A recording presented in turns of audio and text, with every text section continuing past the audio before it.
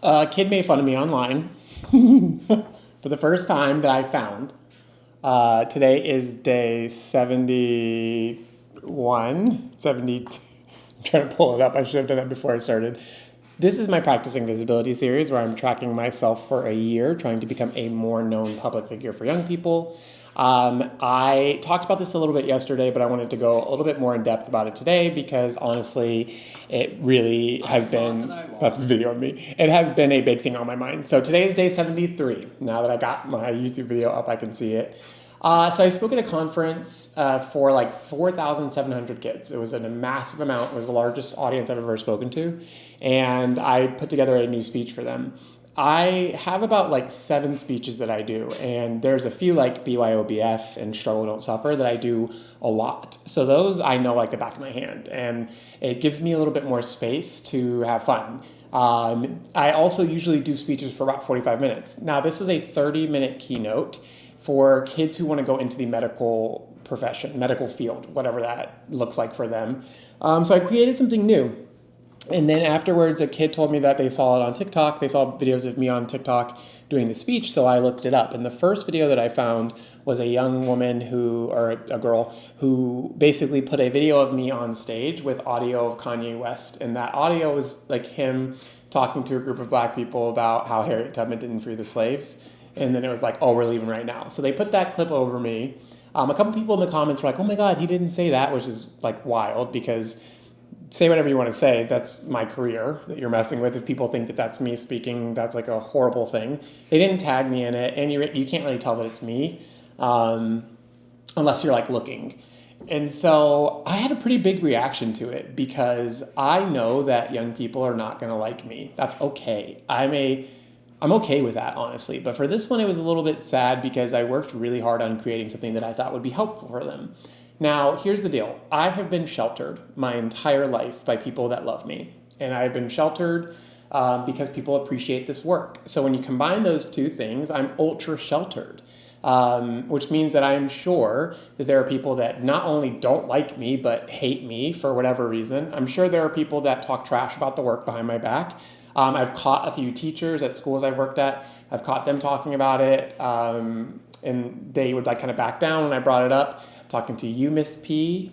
She knows who she is. She won't ever see this because I blocked her. But for the most part, it's just been like, yes, this is positive work, or this guy cares a lot. And so I had a pretty big reaction because it was a young person, and that just bummed me out. But then I realized that this is a really important test for me because I've kept myself small in a lot of ways in terms of putting my content out there because I had this huge exposure moment where millions of people saw my videos working with kids. And then there was all these expectations of who I am and what I should be doing and how I should be doing it. And I just wasn't ready for it. I wasn't ready. And so over the past few years, things plateaued. I was doing the work in really powerful ways, but like my numbers stopped growing. I stopped being consistent online and stuff like that. And now I'm ready. And so I think that in a lot of ways, this was kind of a test to see like, can you handle being bigger? Because in reality, if I keep growing my channel, if I keep growing my subscribers and followers, people are going to hate me. People are not going to like me. Like no matter what I do, I can be like, hey, I don't want anything from you. I just want to give you $2,000. Someone's going to be like, I hate that. And I don't trust him, right? That's a part of being a public figure. There is no way that everybody is going to like something. It doesn't matter how good I think it is for them. There is no way. And I guess I don't have as much of an issue with adults not liking my work because I just genuinely don't care.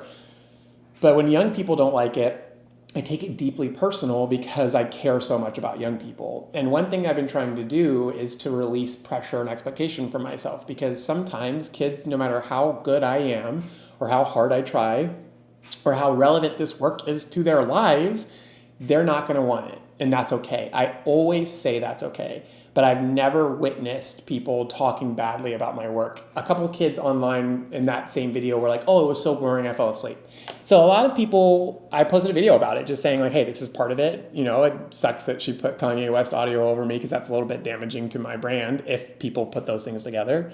But a lot of people were like, oh, she needed to hear it, or she's probably just like a jerk, or like people were defending my work to me. And I have to be like, hey, she doesn't have to be bad. We don't have to like demonize this kid or these kids in the comments. Like, I think hundreds of kids liked it. We don't have to demonize them because they didn't like my speech. And in fact, they just said it was boring, right? I thought it was fun. We played 2 games in it.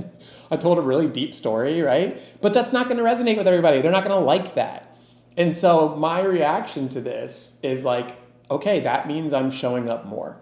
Because out of 4,700 kids, hundreds of kids not liking something makes sense. It just does. I know that. I say that when I go to speeches. I say that when I go to schools, that a good portion of the kids are going to listen and enjoy. Some are just not. No matter what I do, they're not going to listen, and that is okay. So I like told my friends and family, I'm not going to demonize this girl. I'm not going to make it be like there had to be a good reason why she wasn't paying attention. Someone was even like, oh, she's going to regret that. She's going to need this later. Maybe she won't.